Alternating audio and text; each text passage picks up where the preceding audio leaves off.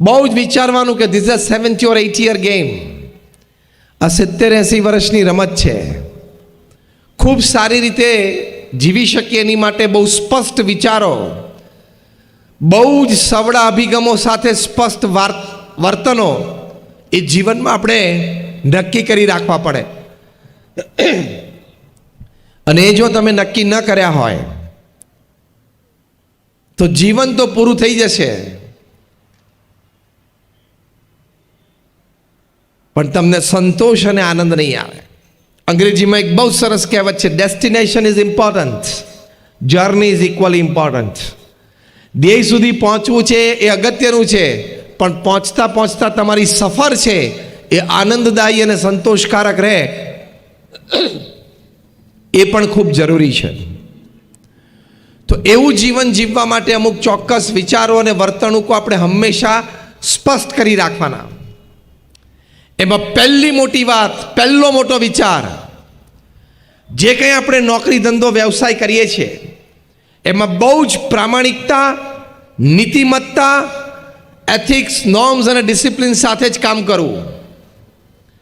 તમે નીતિમત્તા અને પ્રામાણિકતાને મૂકીને કામ કરશો, કદાચ તમને આમ પ્રગતિ થતી દેખાશે, પૈસા પણ મળતા દેખાશે, પણ ચોરીની વાત કોઈ પણ પ્રકારની લાંબી ચાલતી નથી. આજે નહીં તો કાલે, કાલે નહીં તો પરમ દિવસે પ્રશ્ન આવવાની પૂર્ણ શક્યતા છે. કેવા મોટા મોટાને પણ આવે છે, તો આપણને પણ કોઈક દિવસ આવી જાય કે નહીં? અને નીતિમત્તા અને પ્રામાણિકતા ચૂકીને આપણે ગમે તેવું કામ કરીએ, આપણે આપણી જાતને છેતરીએ છીએ. નીતિમત્તા અને પ્રામાણિકતા મૂકીને તમે કામ કરો તો તમને તમારા જીવનનું કોઈ ગૌરવ નહીં રહે. ઠીક છે, કદાચ પૈસા તો કરોડો રૂપિયા કમાઈ લઈએ, 2-4 લક્ઝરી ગાડી પણ રાખી લઈએ, સેન્ટ્રલ એર કન્ડિશન બંગલો પણ બનાવી લઈએ, પણ ખોટું અને અનીતિથી લીધેલું હશે એ તમને તમારી જાત ઉપર ગૌરવ તો નહીં પણ ઘૃણા એક દિવસ પેદા કરશે. કે લોકોને છેતરીને મેં લીધું, સરકારી નીતિ નિયમમાં હું ન રહ્યો, રાજ્યનો કે દેશનો ટેક્સ મેં ના ભર્યો, એ ખૂંચશે તમને. અને કેટલું તમે સાથે લઈ જવાના? સમ્રાટ સિકંદર પણ જો ખાલી હાથે જતો હોય તો મોરબીમાંથી કોણ ભરેલા હાથે ઉપર જવાનું? આંગળી ઊંચી કરો. એનું ધન, એની જે ગણતરી છે ને એ આખા મોરબીને, આખા શહેરને, તમારા બધાના મકાનોને, કારખાનાને ખરીદી શકે એટલા ધનની વાત એની પાસે હતી. પણ એ ખાલી હાથે જાય છે તો આપણે કેમ ભરેલા હાથે જવાના? તો શું કામ આપણે નીતિમત્તા અને પ્રામાણિકતા ચૂકવા? આપણને આપણા છાતી ઉપર હાથ મૂકીને કહી શકવા જોઈએ કે મેં ક્યાંય નીતિમત્તા અને પ્રામાણિકતામાં સોદો નથી કર્યો. અંગ્રેજીમાં એક બહુ સરસ કહેવત છે, no pillow is as soft as a clear conscience. તમે રાત્રે બેડરૂમમાં સૂવા જાઓ અને તમારા પલંગ ઉપર પોચામાં પોચું ફર્સ્ટ ક્લાસ ઓસીકું સૂવા માટે, જેમાં તમને ગાઢ નિંદ્રા આવે, એ શું છે? તમારું ક્લિયર કોન્સાયન્સ કે મેં આજે કોઈનું ખોટું નથી કર્યું, મેં કોઈ ચીટિંગ નથી કર્યું. એ બહુ જ મોટામાં મોટી વાત છે. તો એ પ્રથમ લાઈવ લિવિંગ માટેની આ વાત છે. ખોટું કરશો તો આજે નહીં તો કાલે, ને કાલે નહીં તો પરમ દિવસે પ્રશ્ન આવશે જ. પ્રમુખ સ્વામી મહારાજ આ વાતને ખૂબ સુંદર દ્રષ્ટાંતથી પોતે સમજાવતા. એ પોતે કહેતા કે ગામડું ગામ હોય ને એમાં કૂવો હોય ને એમાં લોકો નાહવા માટે ડૂબકી મારે, નીચે જઈને સંડાસ કરી નાખે ને, પણ એ બહાર આવે ને પેલા એનું પોત ઉપર પ્રકાશી જાય કે આને અંદર જઈને શું કર્યું છે. આ બહુ ગામઠી દ્રષ્ટાંત છે, પણ બહુ સચોટ સિદ્ધાંત છે. પ્રમુખ સ્વામી મહારાજ કહેતા કે તમે અંધારામાં પણ ક્યાંક ખોટું કર્યું હશે તો આજે નહીં તો કાલે, અને કાલે નહીં તો પરમ દિવસે બહાર આવશે જ. કાયદાના હાથ પણ લાંબા છે, સોશિયલ મીડિયાના હાથ એના કરતાં પણ લાંબા છે. એટલે જ્યારે ઘણી વખત કોર્પોરેટ સામે વાત કરે ત્યારે આઈ ટેલ ધેમ, બી ફેથફુલ ટુ જીએસટી. સરકાર જે જીએસટી લાવ્યા છે એમાં બહુ જ પ્રામાણિક રહેજો. આ ધરતી ઉપર આપણે પેદા થયા છીએ, આ ધરતીમાંથી કમાણા છીએ, આ દેશમાં, આ સમાજમાં, આ સરકાર નીચે રહીને કમાણા છે. તો સરકારને વફાદારીપૂર્વક ટેક્સ આપવો એ આપણી નૈતિક જવાબદારીમાં આવે છે. It is our moral responsibility. એ આપણી એક મોરલ રિસ્પોન્સિબિલિટી છે. હજી આ કલ્ચર છે ને, અહીંયા મોરબીમાં હજી બધા ફેમિલી બિઝનેસીસ ચાલે છે, એટલે આ કલ્ચર આવતા થોડી વાર લાગશે. હજી અહીંયા મોરબીમાં પ્રોફેશનલ સેટઅપ અને કોર્પોરેટ સેટઅપ નથી. એટલે આ વિચારધારાઓ સમજવી, સ્વીકારવી અને એ પ્રમાણે ચાલવું, એમાં પ્રવૃત્તિશીલ ઓછા રહી શકશો. કારણ કે હજી બહુ જ નાનું ગામ છે આ. તમે મોટી અમદાવાદ કે બોમ્બે જેવામાં જ્યાં પ્રોફેશનલ સેટઅપ હોય અને કોર્પોરેટ સેટઅપ હોય, ત્યાં બધી સિસ્ટમ બહુ નેચરલ છે. પણ એક ખાનદાની આપણામાં હોવી જોઈએ કે આ દેશમાં રહીને હું કમાણો અને મોટો થયો તો આ દેશની સરકારને મારે ટેક્સ આપવો જોઈએ. એ જો ખાનદાની એટલી પણ ના હોય ને, તો કૂતરા, ગધેડા અને બિલાડા કરતાં આપણું કોઈ જીવન વિશેષ ના થયું. એટલી તો ખાનદાની હોવી જ જોઈએ. Where you have earned, pay your tax. Pramukh Swami મહારાજ તો આખી દુનિયામાં ફર્યા. દુનિયામાં જે જે દેશોમાં જતા હતા ત્યાં બધાને આપણા ભારતીયોને કહેતા હતા કે તમે ભારત છોડીને આ દેશમાં આવ્યા છો, પછી અમેરિકા હોય, ઓસ્ટ્રેલિયા હોય, ન્યૂઝીલેન્ડ હોય, આ દેશે તમને સુખ સુવિધા આપી, આ દેશમાં રહીને તમે પૈસા કમાણા, આ દેશમાં રહીને તમે મોટા થયા, તો આ દેશની સરકારને વફાદાર રહીને એનો સરકારનો ટેક્સ ભરવો એ તમારી નૈતિક જવાબદારી છે. It is a moral responsibility. તો નીતિમત્તા અને પ્રામાણિકતા કોઈ દિવસ ચૂકવા નહીં. અને ચૂકશો તો પ્રશ્ન નાના મોટા આવવાની શક્યતા ખરી, ભલભલાને આવે છે. તમારી કંપનીનું નામ સત્યમ હોય ને તમે અસત્ય પ્રેક્ટિસ કરો તો પ્રશ્ન આવે કે ના આવે? ખબર પડી હું શું બોલ્યો? તમે કિંગ ઓફ ધ સ્કાઈઝ હોય તો પણ ભારત ઇન્ડિયન પાસપોર્ટ વગર છોડવો પડે. ખબર પડી હું શું બોલ્યો? તમે બહુ સારા ઇન્ડિયન ક્રિકેટ ટીમના બોલર હો પણ સ્પોટ ફિક્સિંગમાં જાઓ તો લાઈફ બેન આવી જાય. તમે હજારો પરિવારને મકાન બાંધી આપ્યો અને બહુ મોટા બિલ્ડર હો, તમે હજારો પરિવારના સહારા બન્યા હોય તો પણ તમે તિહારમાં 4 વર્ષ બેસહારા રહી શકો છો. છે કે નહીં? એટલે તકલીફ આવશે અને દિવસે દિવસે કાયદા કડક થશે અને થવા જ જોઈએ. થશે અને થવા જ જોઈએ. અને સાહેબ છે કરશે જ.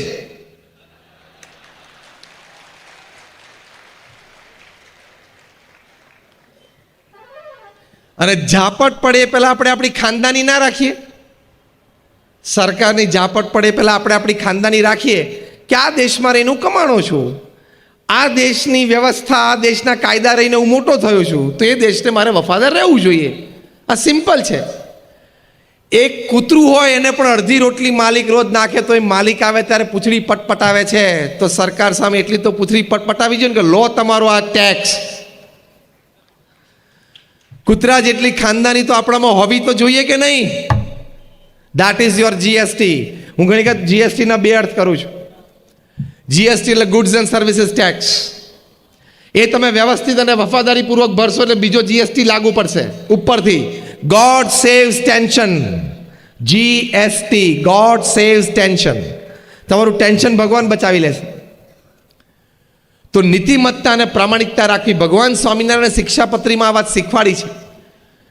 એમણે કહ્યું છે કે તમે તમારા કર્મચારીઓને જે પગાર આપવાનું નક્કી કર્યું એ આપવો ઇત્યાદિ ઘણી બધી પ્રામાણિકતા અને નીતિમત્તાની વાતો કરી છે.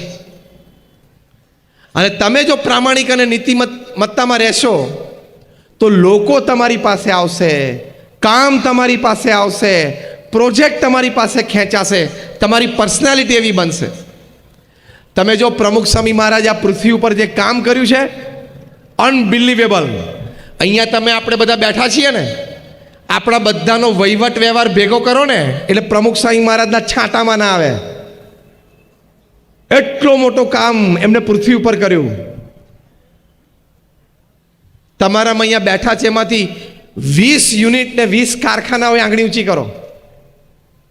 મેં આંકડો જેવો મૂક્યો એટલે કોઈ આંગળી ઊંચી ના કરે. પ્રમુખ સ્વામી મહારાજે એકલા હાથે 1 man શો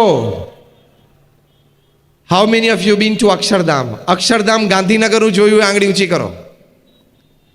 બધાએ જોયું છે. સેકન્ડ ક્વેશ્ચન, દિલ્હીનું અક્ષરધામ જોયું, હાથ ઊંચો કરો. ઓહો, એ પણ લગભગ બધાએ જોયું છે. એવા નાના મોટા 1200 કેમ્પસ, 1200 પ્રમુખ સ્વામી મહારાજ એકલા હાથે ઊભા કર્યા. 1200 કેમ્પસ. એની સાથે સાથે 110 હોસ્પિટલ, હોસ્ટેલ, સ્કૂલ અને કોલેજો ઊભી કરી અને એનું સફળ સંચાલન કર્યું. તમે અહીંયા કોઈ વડીલશ્રીઓ ઘણા બેઠા છે, અમારે થોડો પરિચય થયો. ઘણા બધા કોઈ એક સ્કૂલ કે એક જગ્યાએ કોલેજમાં ના ટ્રસ્ટી છે, તો પણ નાના મોટા પ્રશ્નો કેટલા આવતા હશે તમે સમજતા હશો, જોતા હશો.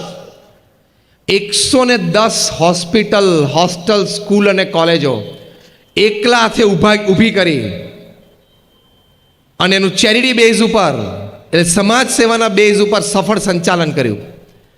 આ બે આંકડા છે ને, તમે વિચારશો એટલે મારું પેલું સ્ટેટમેન્ટ તમને યાદ આવશે. 45 વર્ષ ગુરુપદ ઉપર રહ્યા, 1300 આવા કેમ્પસ ઊભા કર્યા. હવે નાવ બ્રેક ઇટ ડાઉન. 45 વર્ષ, 50 વર્ષ રાઉન્ડ ફિગર લઈ લો, એટલે દર વર્ષે 25 પ્રોજેક્ટ પૂરા કર્યા પ્રમુખ સ્વામી મહારાજ. એક વર્ષ એટલે 52 અઠવાડિયા, એટલે દર 2 અઠવાડિયે એક કેમ્પસ. હવે હું જે વાક્ય બોલું છે સાંભળજો. તમે બધા ઓન્ટરપ્રેનર્સ છો, ઇન્ડસ્ટ્રીયાલિસ્ટ છો, મેન્યુફેક્ચરર્સ છો, ટ્રેડર્સ છો અને બિઝનેસમેન પણ છો. એટલે હવે હું એક વાક્ય બોલું છું, સાંભળજો. પ્રમુખ સ્વામી મહારાજે 50 વર્ષ સુધી દર 15મા દિવસે એક જમીન ખરીદી, જમીન લીગલી ક્લિયર કરી, એની ઉપર પ્લાન્સ પાસ થઈ ગયા. એ પ્લાન પ્રમાણે બાંધકામ થઈ ગયું. એ બાંધકામ થયું પછી એ સંસ્થાનું ઉદ્ઘાટન થઈ ગયું અને સમાજ સેવા માટે સંસ્થા વહેતી મૂકી દીધી. દર 15મા દિવસે 50 વર્ષ સુધી એક સમાજ સેવા સંસ્થા પ્રમુખ સ્વામી મહારાજે સમાજને આપી. વન મેન ઓર્ગેનાઇઝેશન, એક વ્યક્તિ સંસ્થા. હવે તમને ગરિમા ખબર પડશે કે આ વ્યક્તિ આ કક્ષા સુધી કામ કેમ કર્યું. 5 ધોરણ ભણેલી એક વ્યક્તિ પ્રમુખ સ્વામી મહારાજ આ કક્ષા સુધી કામ સમાજમાં કરી શકે. ભવિષ્યમાં નોટ સ્કાય બટ પ્રમુખ સ્વામી મહારાજ ઇઝ ધ લિમિટ. કોઈ એમ કહેશે ને કે મેં સમાજ સેવા કરીએ છીએ, તો તમારી માટે આકાશ લિમિટ નથી, પ્રમુખ સ્વામી મહારાજ તમારી લિમિટ છે. એની સાથે કમ્પેરિઝન થશે કે પ્રમુખ સ્વામી મહારાજની સરખામણીમાં તમે કેટલી સમાજ સેવા કરી, એ બેરોમીટર પ્રમુખ સ્વામી મહારાજ બનશે. પણ જે હું નીતિમત્તા અને પ્રામાણિકતાની વાત કરું છું, એ પ્રમુખ સ્વામી મહારાજના હૃદયમાં હતું, એટલે આટલું મોટું કામ કરી શક્યા. મેં કહ્યું ને એમ, તમે નીતિમત્તા અને પ્રામાણિકતાને વરેલા હશો. People have to come to you, projects have to come to you, work has to come to you. કામ અને લોકોને પ્રોજેક્ટ તમારી પાસે સામેથી આવશે. પ્રમુખ સ્વામી મહારાજને એક વખત પ્રશ્ન પૂછ્યો કે કયો વિચાર તમારા મનમાં હંમેશા રહે છે. પ્રમુખ સ્વામી મહારાજે કહ્યું કે જે વિચાર મને ક્યારેય નથી આવ્યો હું કહું, and that was more interesting. પ્રમુખ સ્વામી મહારાજે કહ્યું, 95 વર્ષની ઉંમર, 80 વર્ષનું જાહેર જીવન, 8 દાયકાનું જાહેર જીવન જીવનારી વ્યક્તિ એમ બોલે છે, કોઈનું પણ અહિત થાય એવો વિચાર મને જીવનમાં ક્યારેય નથી આવ્યો. શું નીતિમત્તા અને પ્રામાણિકતા! આને લાઈવ લિવિંગ કહેવાય, જે આપણા પ્રવચનનો વિષય છે કે જીવંત જીવન જીવવું. મેં આ પરફેક્ટ ભાષાંતર કર્યું. જીવંત જીવન જીવવું, લાઈવ લિવિંગ. કે નીતિમત્તા અને પ્રામાણિકતા, કોઈનું પણ અહિત થાય એવો વિચાર ક્યારે નથી આવ્યો. એ એનું કમાય છે, એનો પુરુષાર્થ કરે છે, એ એનું ભાગ્ય ભોગવે છે. હું મારું કમાઉં છું, મારો પુરુષાર્થ છે અને હું મારું ભાગ્ય ભોગવું છું, એ છે, હું છું. કોઈની સાથે ઈર્ષ્યા રાખવાનો ભાવ ક્યાં આવ્યો આમાં? કોઈની સાથે સ્પર્ધાનો ભાવ જ ક્યાં આવ્યો? હું મારી મહેનત પ્રામાણિકતા કર્યા કરીશ, એ નહીં કરે છે. 1992ની સાલમાં પ્રમુખ સ્વામી મહારાજ ગાંધીનગરમાં હતા. ત્યાં બેંક ઓફ બરોડાની નવી બ્રાન્ચનું ઓપનિંગ હતું. મેનેજર તરીકે એક સુનિલભાઈ પારેખ આવતા. તેમણે પ્રમુખ સ્વામી મહારાજે કહ્યું કે મારી ઈચ્છા છે કે મારે મારા બ્રાન્ચની શરૂઆત તમારા બેંક એકાઉન્ટથી કરવી છે. ત્યારે આ પ્રમુખ સ્વામી મહારાજ, જેમની 1985માં લંડનમાં સુવર્ણ તુલા થયેલી, સુવર્ણથી જોખવામાં આવેલા, એ સંપૂર્ણ સુવર્ણ એમને મેડિકલ કોલેજના નિર્માણ માટે આપી દીધું, 1 આઉન્સ પણ રાખ્યું નહીં, અને કરમસદમાં મેડિકલ કોલેજ ઊભી થઈ ગઈ. એ પ્રમુખ સ્વામી મહારાજ, જેમનું બ્રિટિશ પાર્લામેન્ટમાં સ્ટેન્ડિંગ ઓવેશન સાથે સન્માન થયું, કેનેડાની પાર્લામેન્ટમાં સ્ટેન્ડિંગ ઓવેશન સાથે સન્માન થયું, કેનિયાની પાર્લામેન્ટમાં સ્ટેન્ડિંગ ઓવેશન સાથે સન્માન થયું, tens of key to the cities અમેરિકાના શહેરોમાં મળી. એ પ્રમુખ સ્વામી મહારાજે સુનિલભાઈ પારેખને કહ્યું કે સારું, તમારી બહુ ઈચ્છા છે તો અમારી સંસ્થાનું એક બેંક એકાઉન્ટ તમારે ત્યાં ખોલાવશું. એમણે કહ્યું સંસ્થાનું નહીં સ્વામી, તમારું પર્સનલ બેંક એકાઉન્ટ. ત્યારે પ્રમુખ સ્વામી મહારાજ બોલ્યા કે ભાઈ, મારા નામે તો બેંક એકાઉન્ટ જ નથી, અમે તો સાધુ છીએ, અમે ધનના ત્યાગી છીએ, અમારી પાસે ધન હોય જ નહીં. અને આજે પ્રમુખ સ્વામી મહારાજ સ્વધામ પધાર્યા, 3.5 વર્ષ થયા, એક બેંક એકાઉન્ટ, એક જમીન, એક ફાર્મ હાઉસ એમના નામે નીકળ્યું નહીં. જે વ્યક્તિએ સંસ્થાને આ કક્ષા સુધી પહોંચાડી અને સમાજને 1300 સમાજ સેવા સંસ્થાઓ આપી, એ વ્યક્તિને પોતાના નામે કોઈ બેંક એકાઉન્ટ નથી. આ નીતિમત્તા અને પ્રામાણિકતાથી એમણે કામ કર્યું, એટલે આ સંસ્થા વિશ્વવ્યાપી બની. હું જે સંસ્થામાંથી આવું છું, BAPS સ્વામિનારાયણ સંસ્થા, એ દુનિયાની પ્રથમ 10 સંસ્થામાંની એક સંસ્થા છે. BAPS સંસ્થાને યુનાઇટેડ નેશન્સમાં યુનોમાં એક પરમેનન્ટ સીટ છે NGO તરીકે. ભારતમાં બહુ જૂથ સંસ્થાઓને છે. તો પહેલી મોટી વાત, જીવંત જીવન જીવવા માટે નીતિમત્તા અને પ્રામાણિકતાને હંમેશા વળગેલા રહેજો, તો ભગવાન તમારી સાથે કાયમ રહેશે. નાની મોટી તકલીફ આવશે તો ભગવાનની કૃપાથી એ તકલીફો દૂર થશે, કારણ કે ભગવાન એમ જાણશે કે આ વ્યક્તિ નીતિમત્તા અને પ્રામાણિકતાથી કામ કરે છે. તો આ પહેલી મોટી વાત છે. એ નીતિમત્તા અને પ્રામાણિકતા સાથે આપણે પૂર્ણ પુરુષાર્થ હંમેશા રાખવો. બીજી વાત, આ જીવંત જીવન માટે પુરુષાર્થથી કોઈ દિવસ પાછા ન પડવું, પુરુષાર્થ કરવામાં કોઈ દિવસ હારવું નહીં. કઠિન પરિશ્રમ એનો કોઈ વિકલ્પ નથી. There is no alternate to hard work. અત્યંત પુરુષ પ્રયત્ન કરવો એ મનુષ્યનું કર્તવ્ય છે, અને કર્તવ્યથી આગળ ડિગ્નિટી, ગૌરવ છે. આપ બધા જ અહીંયા બેઠા છો અને મોરબી શહેરમાં બધા ખૂબ પ્રયત્નશીલ છો અને પરિશ્રમી છો, નહીં તો આટલો બધો વિકાસ આ શહેરનો, આ ઇન્ડસ્ટ્રીની દ્રષ્ટિએ સિરામિક્સ અને સ્પેશિયલી ક્લોક, આમાં તો વિશ્વ સ્તરે નામ છે. એ આપ બધાને ધન્યવાદને પણ પાત્ર છો, કારણ કે આપ બધા ખૂબ પરિશ્રમી છો, પુરુષાર્થી છો, અને જીવનમાં એ સદ્ગુણ હોવો ખૂબ આવશ્યક છે. ત્યાં નોર્થ આફ્રિકાના જંગલમાં એક કહેવત છે કે રોજ સવારે હરણ ઉઠે ને એટલે ઝડપીમાં ઝડપી સિંહ કરતા એને થોડુંક તો ઝડપી દોડવું પડે, ભલે ગમે તેટલું ધીમું દોડતું હોય તોય, તો જે સાંજ જોવે નહીં તો એનો શિકાર થઈ જાય. અને જે ધીમામાં ધીમો સિંહ હોય ને, એને ધીમામાં ધીમા હરણ કરતાં થોડુંક તો ઝડપી દોડવું પડે જો એને સાંજ જોવી હોય તો, નહીં તો એ ભૂખ્યો મરી જાય. આ વાર્તાની નીચે બહુ જ સરસ કન્ક્લુઝન સ્ટેટમેન્ટ છે. So whether you are the lion or the deer, when the morning rises you have to run. તમે સિંહ હો કે હરણ હો, સવાર પડે, સૂર્યોદય થાય એટલે દોડવું તો પડે જ. એટલે મનુષ્યનું કર્તવ્ય છે. અમે પણ દોડીએ છીએ ને. તમે એમ નહીં સમજતા કે અમે સાધુ થાય એટલે અમે દોડતા નથી. હા, અમે બેઠા બેઠા લાડવા ખાઈએ છીએ એવું નહીં સમજવાનું. ગઈકાલે સવારે હું બોમ્બેમાં એક ફંક્શનમાં બોલ્યો, ગઈકાલે બપોરે મુંબઈથી અમદાવાદ આવ્યો, ત્યાં પંડિત દીનદયાલ ઉપાધ્યાયમાં ઓડિટોરિયમમાં મોટી કોન્ફરન્સમાં રાત્રે બોલ્યો. ગઈકાલે રાત્રે 10 વાગે નીકળીને 1:15 વાગે રાજકોટ આવ્યો. આજે સવારે હેમુ ગઢવી હોલમાં આવા જ એક ફંક્શનમાં બોલ્યો. અત્યારે અહીંયા મોરબી, કાલે સવારે પાછું મુંબઈ જઈને બપોરે 2:30 વાગે હોટલ હિલ્ટનમાં એક પ્રોફેશનલ કોન્ફરન્સમાં બોલીશ. મહેનત તો બધાએ કરવી પડે. 8 કલાકનો પરિશ્રમ એ મનુષ્યનું કર્તવ્ય છે. અને આપણા મહાપુરુષોએ પરિશ્રમનો આપણને બોધપાઠ આપ્યો છે અને એમના જીવન ચરિત્ર દ્વારા શીખ આપી છે. અબ્રાહમ લિંકન એક સરસ વાત કરતા, એ પોતે કહેતા, એમને જ્યારે કહ્યું કે તમે થોડો આરામ તો કરો, ત્યારે એમણે કહ્યું કે હું મરીશ પછી આરામ જ છે ને, એકવાર આંખ બંધ થઈ પછી બધો આરામ જ છે. અંગ્રેજીમાં એક બહુ સરસ કહેવત છે, until I can run I will run.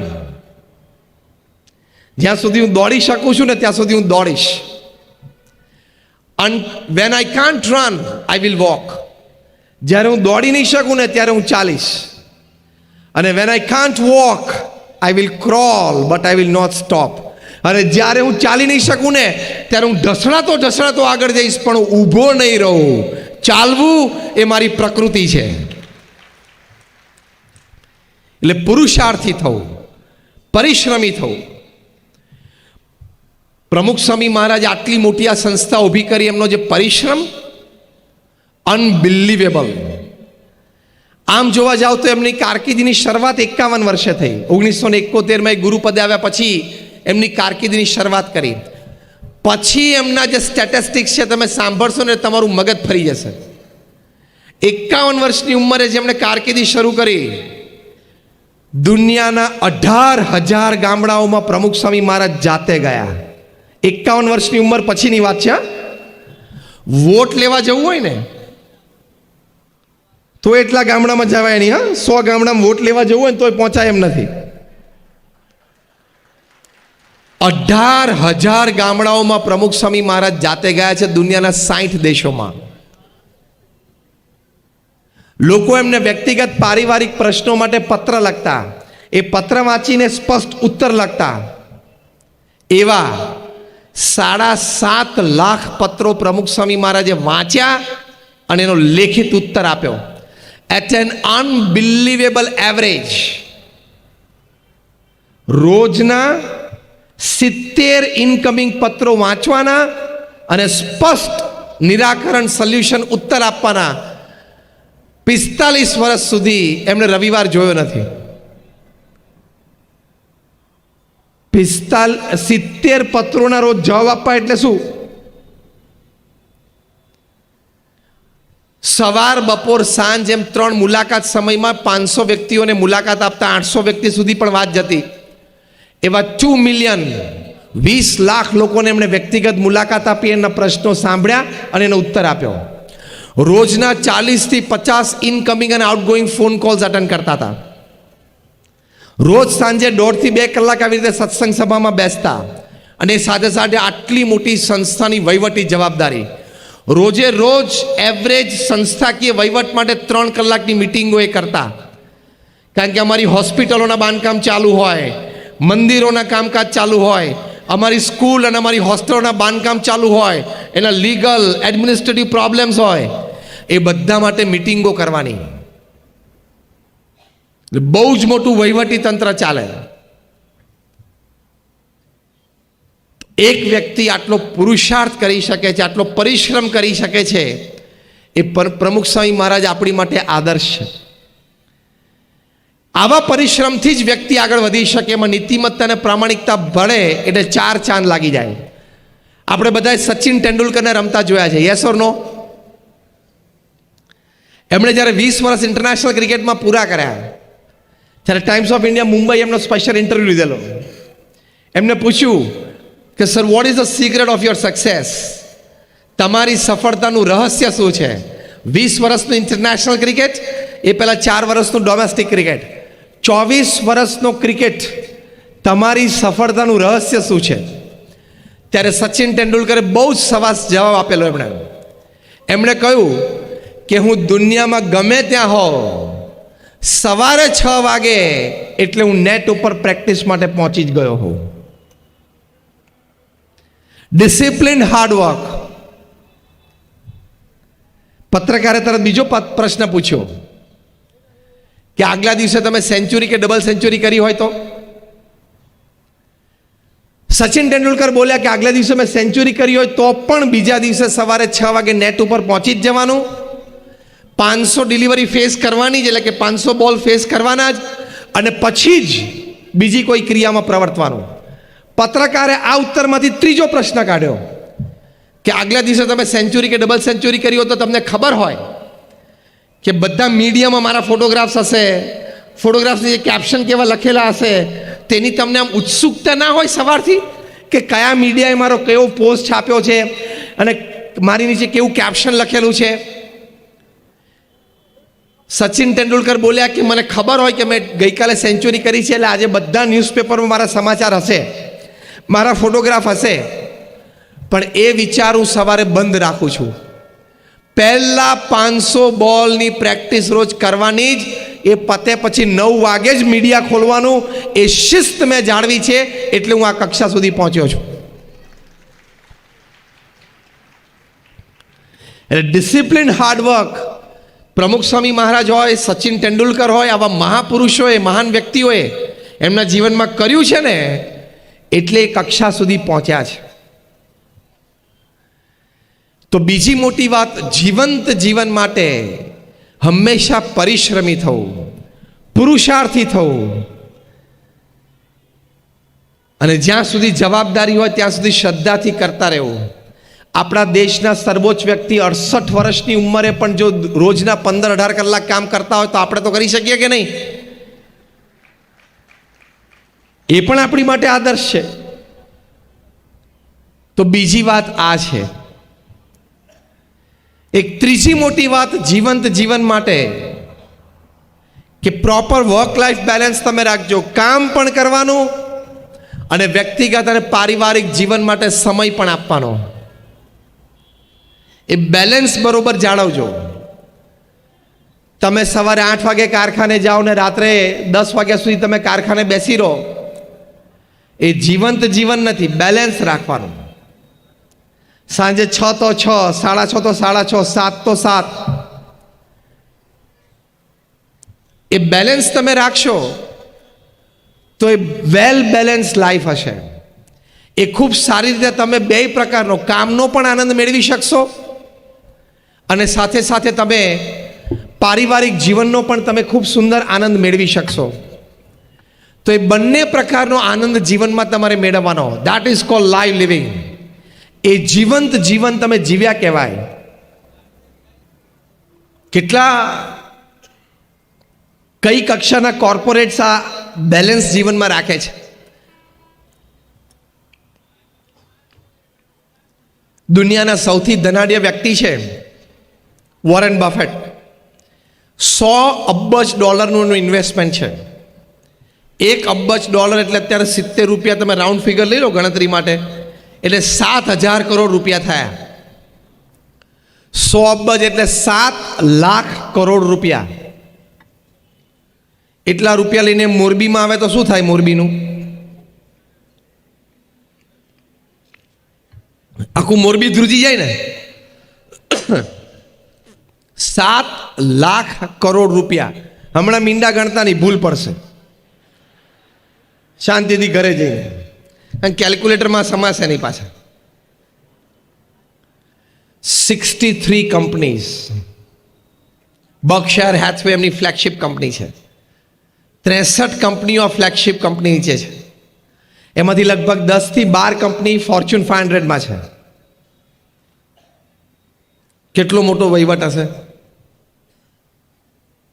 કેટલું મોટું તંત્ર ચાલતું હશે. સાંજે 6 વાગે એટલે ટેબલ ઉપર પેન મૂકીને ઊભા થઈ જવાનું. એમના જીવનનો સિદ્ધાંત છે કે સવારે 9 થી સાંજે 6 હું બિઝનેસમેન છું, સાંજે 6 થી 9 હું ફેમિલી મેન છું, અને રાત્રે 9 થી 10:30 હું એક આધ્યાત્મિક અસ્તિત્વ છું. I am a spiritual entity. Clear demarcation છે. કુમાર મંગલમ બિરલા, આદિત્ય બિરલા ગ્રુપના ચેરમેન, 5 લાખ કરોડનું આ કોંગ્લોમેરેટ છે. સોલ્ટ ટુ સોફ્ટવેર બધું બનાવે છે. મીઠાથી માંડીને સોફ્ટવેર, કમ્પ્યુટર્સના બધું બનાવે છે. 122 ઠેકાણાએ ઓલ ઓવર વર્લ્ડ એમની ફેક્ટરીઓ છે. એમના ધર્મપત્નીનો ઇન્ટરવ્યૂ લેવામાં આવ્યો. એમને પ્રશ્ન પૂછવામાં આવ્યો કે તમે સમયનું આયોજન કેવી રીતે કરો છો? આટલો મોટો વહીવટ, આટલી મોટી વ્યવસ્થા, તમે પાછા ટાઉનમાં રહો છો, સાઉથ બોમ્બેમાં, એટલે રોજના 5 આમંત્રણ તમને પાર્ટીઝના એમને એમ હોય. How are you managing your time? તમારો સમય તમે કેવી રીતે મેનેજ કરો છો? ત્યારે કુમાર મંગલમ બિરલાના ધર્મપત્નીએ કહ્યું કે it is a custom in the Birla house. અમારા બિરલા હાઉસમાં એક રિવાજ છે કે રાત્રે 8 વાગે એટલે બધાએ પોતાનો મોબાઈલ ફોન અમારા માતૃશ્રી એટલે કે કુમાર મંગલમ બિરલાના માતૃશ્રી એટલે કે આદિત્ય બિરલાના વિધવા પત્ની એમને જમા કરાવી દેવાનો. જો બધા આમ સ્તબ્ધ થઈ ગયા, હા તો બહુ ભારે વાત થઈ, કારણ કે અસલ મોબાઈલની દુનિયા તો 8 વાગ્યા પછી જ ચાલુ થાય. અને 8 વાગે મોબાઈલ જમા કરાવી દેવાનો. એટલે બધા ઇન્ટરવ્યુઅરે પૂછ્યું ટાઈમ્સ ઓફ ઇન્ડિયાના પત્રકારે કે sir then what do you do after that? તમે એના પછી તમે શું કરો? જાણે 8 વાગ્યા પછી મોબાઈલ ના હોય તો દુનિયા જ નથી.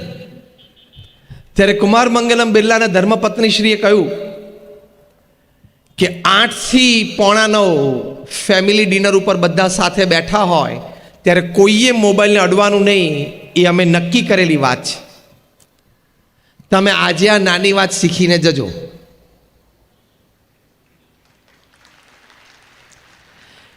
કે રાત્રિ ભોજનમાં તમે પરિવાર સાથે સાથે બેઠા હો ત્યારે બધાએ પોતાનો મોબાઈલ ફોન 8-10 ફૂટ દૂર બીજા રૂમમાં મૂકી રાખો. કારણ ઘણી વખત તમે પરિવાર સાથે જમવા તો બેઠા હો, જ્યારે કોક દિવસ તમે વહેલા પહોંચી જાઓ છો ઘરે ત્યારે, બાકી તો પેલી થાળી ઢાંકેલી હોય ને છે 9:30 બધા હશે એટલે વાત તો બધી મારી સાચી હશે છે ને, આંગળી ઊંચી કરે બધા. તમારા બધાના ઘરમાં અમે કેમેરા મૂકેલા જ છે, બધી વાત ખબર છે. તો તમે પરિવારમાં સાથે બેઠો ત્યારે તમારા જમણા હાથમાં કોળીઓ અથવા ચમચી હોય, ડાબા હાથમાં શું હોય છે? બોલો. મોબાઈલ. તો મારે તમને એક સિમ્પલ પ્રશ્ન પૂછવાનો. એ પ્રશ્ન એવો છે કે તમે જમતા જમતા પણ મોબાઈલ ઉપર કોઈની સાથે વાત કરો છો, તો જેની સાથે વાત કરો છો એ વ્યક્તિ 50-100 માઇલ દૂર છે, એ તમારી માટે એ સમયે વધારે અગત્યની છે કે 2 ફૂટ દૂર બેઠેલું તમારું લોહીનું સગું વધારે અગત્યનું છે? ડિસાઈડ. એ નક્કી કરો. પેલો તો આખો દિવસ છે જ, આ લોકો અત્યારે જ છે ખાલી, અને ટેકન ફોર ગ્રાન્ટેડ નહીં રાખવાનું કે હોય જ છે ને બધા. રાતે 10 વાગે ઘરે જઈએ તો બારણું ખોલે જ છે ને હોય જ છે બધા અંદર. એવું નહીં વિચારી રાખવાનું ટેકન ફોર ગ્રાન્ટેડ. અને પાછો આપણો મોબાઈલ ફોન રાત્રે 11 વાગ્યા સુધી ચાલુ હોય, 12 વાગ્યા સુધી ચાલુ હોય, હા કે ના? સૂતા સૂતા છેલ્લે બેડરૂમમાં પલંગ ઉપર બેઠા બેઠા પણ એકવાર ડેટા ચાલુ કરીને વોટ્સએપ ચાલુ કરે. કંઈ છે? કંઈ છે? કંઈ નથી, તું સૂઈ જા. તું સેલિબ્રિટી નથી, તારા ઇન્સ્ટાગ્રામ ઉપર 3.5 મિલિયન ફોલોવર નથી, તું સૂઈ જા. એટલે શું ઘરમાં બધાને રાહત, તને રાહત? રાત્રે 11 અને 12 વાગ્યા સુધી તમે મોબાઈલ ચાલુ રાખો, વોરેન બફેટને કામ નહીં હોય? મને પ્રશ્નનો જવાબ આપો. વોરેન બફેટ અને કુમાર મંગલમ બિરલાને તમારા કરતાં કામ ઓછું કે વધારે? દોસ્તી બોલો તો. વધારે. તો એ રાત્રે 6 વાગે અને 8 વાગે મોબાઈલ બંધ કરી દેતા હોય, તો તારે અહીંયા મોરબીમાં 11 વાગ્યા સુધી ચાલુ રાખવાનું કામ જ શું છે? આ હું બોમ્બેની અને ન્યુયોર્કની વાત કરું છું. મુંબઈ અને ન્યુયોર્કની ને લંડનની વાત કરું છું. ત્યાં આ જીવન શૈલીથી લોકો જીવતા હોય, કારણ કે એને પારિવારિક સંબંધો, પારિવારિક આનંદ, એની ગરિમા એને ખબર છે. This gadget is made to serve you. The reverse has happened. We have become the slaves of this gadget. Mobile બન્યો છે આપણી સેવા કરવા માટે, પણ રિવર્સ બન્યું, આપણે એના નોકર બની ગયા. કોઈ જોડે વાત કરતો હોય ને પ્રત્યક્ષ, વચ્ચે મોબાઈલ આવે ને તો પાછું મોબાઈલ ઉઠાવે. બહુ ખોટા સંસ્કાર છે, બહુ ખરાબ હેબિટ કહેવાય. એને અંગ્રેજીમાં એક શબ્દ છે ફબર, ફબિંગ કહેવાય. કે તમારી સામે જે પ્રત્યક્ષ માણસ બેઠો જેની તમે કિંમત નથી કરતા, એની સાથે ચાલુ વાર્તાલાપે કોઈક હજારો માઇલ દૂરથી રિંગ વગાડે છે અને તમે ફોન ઉપાડો છો, એટલે યુ આર અ ફબર. તમે ફબિંગ કરો છો. આ નવો ટર્મિનોલોજી છે. તો આની વિવેક અને મર્યાદા જોઈએ. તમે રાત્રે 11-12 વાગ્યા સુધી એટલે મોબાઈલ ચાલુ રાખો છો કે તમને એમ છે કે મને 2G 3G રાફેલ, પછી હવે આ CAA અને હવે NPR આવશે, NRC જ આવશે, એ બધા વિશે મને ખૂબ ખબર છે, મેં ખૂબ વાંચ્યું છે, મારી પાસે ખૂબ માહિતી છે. એટલે કદાચ નરેન્દ્રભાઈને દિલ્હીમાં ખબર પડે કે મોરબીમાં ભાઈ છે, એમને આ માહિતી બહુ છે, સલાહ સૂચન કરી શકે એમ છે, તો જોઈન્ટ પાર્લામેન્ટરી કમિટી ગોઠવે અને એમાં મેમ્બરશિપ માટે તમને રાત્રે 11:30 વાગે પ્રધાનમંત્રી કાર્યાલયમાંથી ફોન આવે અને કદાચ તમે ન ઉપાડી શકો તો દેશની બહુ અસેવા થઈ જાય એવું તમને લાગે છે?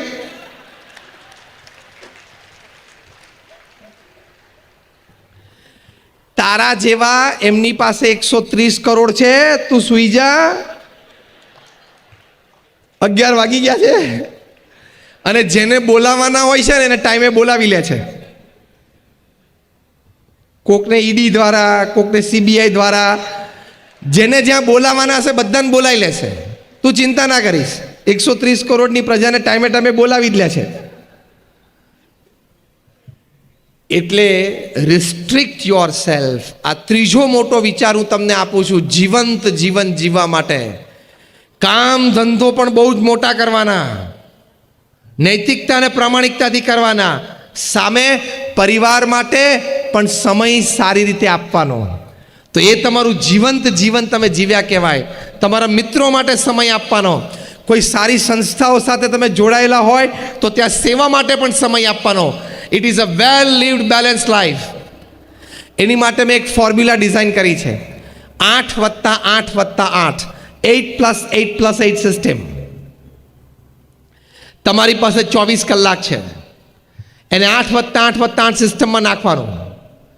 24 કલાકમાં 8+8+8 એટલે પહેલા 8 કલાક નૈતિક પ્રામાણિક પુરુષાર્થ તમારા વ્યવસાયમાં, બીજા 8 કલાક બહુ જ સારી નિંદર લેવી, સૂવું અને આરામ કરવો. આ 2 વાત આપણે થઈ. ત્રીજા 8 કલાક છે બહુ અગત્યના છે. તમે સારી રીતે જીવી શકો તો તમે તમારું જીવન જીતી જશો. અને એ ત્રીજા 8 કલાક બરોબર જીવતા ના આવડ્યા તો એમને જિંદગી તો પૂરી થઈ જશે અને પસારે થઈ જશે.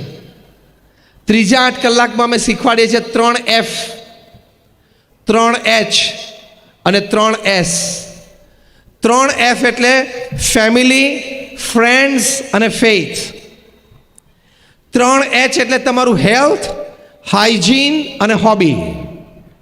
અને 3S એટલે સોલ, સર્વિસ એન્ડ સ્માઇલ. આ 9 ડિપાર્ટમેન્ટમાં તમારા ત્રીજા 8 કલાક વીતવા જોઈએ, તો તમે બેલેન્સ લાઈફ જીવી શકશો. મારી સાથે બધા રિપીટ કરજો, ફેમિલી, ફ્રેન્ડ્સ, ફેઇથ. ફરી વખત, family, friends, faith, health, hygiene, hobby. ફરી વખત, હેલ્થ, હાઇજીન, હોબી, સોલ, સર્વિસ, સ્માઇલ. સોલ, સર્વિસ, સ્માઇલ. આ 9 ડિપાર્ટમેન્ટમાં તમારા ત્રીજા 8 કલાક જવા જોઈએ. તમે પ્રમુખ સ્વામી મહારાજને સવારે 45 મિનિટ પ્રાતઃ પૂજા કરતા જો તમને એમ લાગે કે આમને પૃથ્વી ઉપર પૂજા કર્યા સિવાય કોઈ કાર્યક્રમ જ નથી લાગતો. તમે એમને વહીવટી મિટિંગમાં બેઠેલા જો તો એમ લાગે કે વોટ એન એડમિનિસ્ટ્રેટર, શું વહીવટદાર છે. સવાર અને સાંજ વોકિંગ કરવા માટે, પ્રાતઃ ભ્રમણ, સાયં ભ્રમણ માટે બહાર આવતા ત્યારે પોતાની હેલ્થની પણ એટલી કાળજી રાખતા. આટલી મોટી જવાબદારી, આટલી મોટી સંસ્થા, દેશ પરદેશમાં 45 વર્ષ સુધી એક પણ દિવસની ચૂક વગર સવારે 6:40 વાગે પ્રમુખ સ્વામી મહારાજ વોકિંગ કરવા માટે આવતા. કેટલી નિયમિતતા! 6:39 પણ નહીં અને 6:41 પણ નહીં. 45 વર્ષ સુધી આ ટાઈમ એમણે મેન્ટેન કર્યો. 45 વર્ષ સુધી સવારે 7:30 વાગે સત્સંગ સભામાં પ્રાતઃ પૂજામાં આવી જતા એટલે આવી જતા. તમે આમ 7:25 થઈએ તો તમને હજી કોન્ફિડન્સ હોય કે હજી પ્રમુખ સ્વામી મહારાજ મંચ ઉપર નહીં જ આવ્યા હોય, અને 7:35 થઈ જાય ને તમને લાગે કે ના આવી ગયા હશે, અને આવી જ ગયા હોય. શેડ્યુલિંગ અને ટાઈમ મેનેજમેન્ટ કર્યો. જોઈએ ચલો ને કાલે તું આવજે ને પતી ગયું, તારું કશું નહીં થાય. એટલે આવી રીતે આ 9 ડિપાર્ટમેન્ટમાં તમારું જીવન વ્યતીત થવું જોઈએ. એટલે બેલેન્સ લાઈફ છે. ચોથી મોટી વાત, અભિગમો સવડા, હકારાત્મક અને ઊંચા રાખવા. નાની નાની વાતમાં અકળાઈ ના જવું, નાની નાની વાતમાં ઇરિટેશન ફ્રસ્ટ્રેશનમાં ના આવવું, નાની નાની વાતમાં ગભરાઈ ના જવું. શું થશે એવો વિચાર ના કરવો. આ ચોથો મોટો વિચાર તમને આપું છું જીવંત જીવન જીવવા માટે. આપણે તો હાથમાંથી કપરકા બી છૂટી જાય ને તો એટલે મરી ગયા, એટલે આમાં ના મરી જવાય. કપરકા બી હાથમાંથી છૂટી જાય ને ફૂટી જાય ને ચાપ ઢોળાઈ જાય તો પહેલો શબ્દ શું કે મરી ગયા, એટલે ના મરાય આમાં. એમ નાની નાની વાતમાં અભિગમો સવડા રાખવા. આપણે નાની નાની વાતમાં ગુસ્સે થઈ જઈએ, નાની નાની વાતમાં અકળાઈ જઈએ તો આપણી સ્ટેબિલિટી અને સ્થિરતા ક્યાં રહી? એટલું તો માઇન્ડ સ્ટ્રોંગ રાખવાનું. You should have your mind strong that no circumstances and situations can disturb me. એટલે કે કોઈ પણ સંજોગો અને પરિસ્થિતિ મને ડિસ્ટર્બ ના કરી શકવી જોઈએ. વરસાદ પડતો હોય પણ કોઈ કારણોસર તમારે ઘરની બહાર જવાનું થયું, કોઈ વડીલની દવા હોય, કોઈ નાના બાળકની દવા લેવા જવાનું થયું, XYZ કોઈ પણ કામ માટે, પણ વરસાદ પડતો હોય તો પલળવું ના હોય તો આપણે શું કરીએ? રેઇનકોટ પહેરી લઈએ, છત્રી રાખી દઈએ, અને પૈસા છે ભેગા લઈ ગયા હોય એ પ્લાસ્ટિકની કોથળીમાં રબર બેન્ડ ચડાવી દઈએ તો કાંઈ તકલીફ છે? વરસાદ બંધ નહીં રહે, આપણે રેઇનકોટ અને છત્રી લઈ લેવાના. એમ પરિસ્થિતિ અને સંજોગો તો પ્રતિકૂળ રહેવાના. તમારી ડિફેન્સ સિસ્ટમ તમારે પાવરફુલ રાખવાની, તો સ્થિરતાથી, સ્ટેબિલિટીથી, એટીટ્યુડ સાથે જીવાય. પ્રમુખ સ્વામી મહારાજ એક વખત ન્યુયોર્કમાં હતા. રૂમ બહુ નાની હતી. કોઈ કહ્યું સ્વામી રૂમ બહુ નાની છે. પ્રમુખ સ્વામી મહારાજે કહ્યું કે નાની રૂમ બહુ સારી, પાવર ઓછો બળે. બે ના બદલે એક ટ્યુબલાઇટ જોઈએ. એક જ અઠવાડિયા પછી પ્રમુખ સ્વામી મહારાજ ટોરન્ટોમાં હતા, કેનેડામાં. કોઈએ કહ્યું સ્વામી આ મોટી રૂમ બહુ સારી, કારણ કે રૂમ મોટી હતી, સ્પેશિયસ હતી. કે કહ્યું સ્વામી આ મોટી રૂમ બહુ સારી. પ્રમુખ સ્વામી મહારાજ તરત બોલ્યા હા મોટી રૂમ સારી, વધારે લોકો આવી શકે અને બેસી શકે. ખબર પડી? આ નાની રૂમ પણ સારી, મોટી રૂમ પણ સારી. શું વિચારો છો ને એની ઉપર નક્કી થાય છે આ વાત. નહીં તો બેયમાં તકલીફ હોય, આપણે તો બેયમાં ફરિયાદ હોય. એટલે નાની નાની વાત માટે ચૂં ચૂં ચૂં ચૂં ચૂં ચૂં નહીં કરવાનું. આપણો સ્વભાવ કેવો છે? નાની નાની વાતમાં શંકા જાય. You will not live a live living. જીવંત જીવન તમે નહીં જીવી શકો જો નાની નાની વાતમાં તમે ચૂં ચૂં ચૂં ચૂં કરશો તો. આપણે પાર્ટીમાં કે ગેધરિંગમાં કે લગ્ન પ્રસંગે ગયા હોય ને, કોઈક આપણી સામે આમ 2-3 વખત જોવે ને તો વિચાર શરૂ થાય કેમ જોતો હશે, કેમ જોતો હશે. હવે એનો ઉત્તર આપું તમને, કેમ જોતો હતો? આપું ઉત્તર. એને આંખ છે ને જોવે, તે બહુ વધારે પડતું માની લીધું કે મારી સામે જોતો હતો. અને 2 જ વાર જોયેલું. તું જે 5 વારની વાત કરે છે ને બાકીની 3 વાર તો આમ જોતો હતો ને તું વચ્ચે આવી ગયેલો.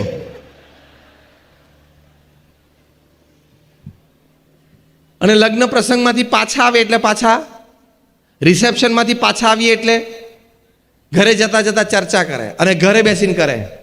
પેલા એ પહેર્યું તું ને, પેલા આમ પહેર્યું તું ને, પેલા આમ બોલ્યા હતા ને, પેલા આમ ઊભા હતા ને, પેલા મારી સામે જોયું ને, પેલા ના જોયું ને, પેલા આમ, અને જમવામાં પેલું ટેસ્ટફુલ હતું ને પેલું નહોતું ને. તે આ બધું કરવા તું કચરો વીણવા ગયેલો ત્યાં? તને પ્રેમથી કોઈ આમંત્રણ આપ્યું, એણે એની શક્તિ પ્રમાણે વ્યવસ્થા કરી, અને સંજોગો આવો મોટો પ્રસંગ હોય તો થોડી નાની મોટી ગેરવ્યવસ્થા ઊભી થાય. ત્યારે પ્રેમથી એને મળવાનું હતું, એને મીઠું મોઢું કરાવવું હતું, તને તો પ્રેમથી કરાવ્યું.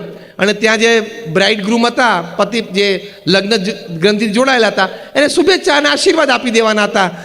ત્યારે ક્યાં બીજી ટીકામાં પડવાનું હતું? આ તો રવિવારે સવારે એક તો 10 વાગે ઉઠે અને પછી ગેલેરીમાં ઊભો રહે, બીજે માળે, નીચેથી જાન જતી હોય એટલે પાછો ઉઠીને બહાર આવ્યો, બાકી તો હજી કલાક હુઈ રહે. અને પછી ત્યાં ઊભો બ્રશ કરે અને થૂકે. એટલે એક તો સ્વચ્છ ભારત બગાડે. અમે આ મોરબીના રસ્તામાંથી આવ્યા, ભયંકર ગંદકી છે. આ તમને બધા શ્રેષ્ઠીઓ બેઠા છો આજે વિનંતી કરવાની,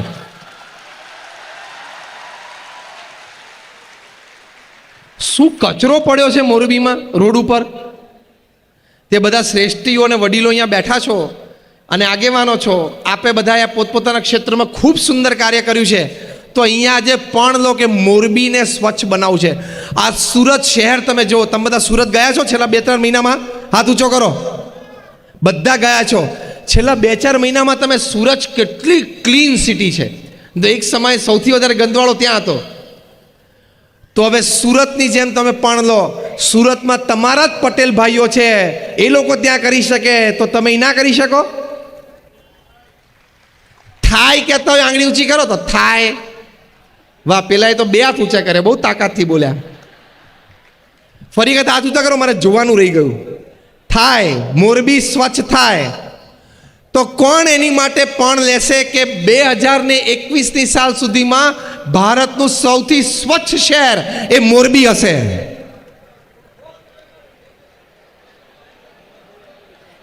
જે કહેતા હોય એકવાર ઊભા થઈને બેસો એટલે મને ખબર પડે. એકવાર ઊભા થાઓ કે જે 2021માં મોરબી સૌથી સ્વચ્છ શહેર, એકવાર ઊભા થઈને બેસો એટલે ખબર પડે. Thank you very much. I give you a big hand.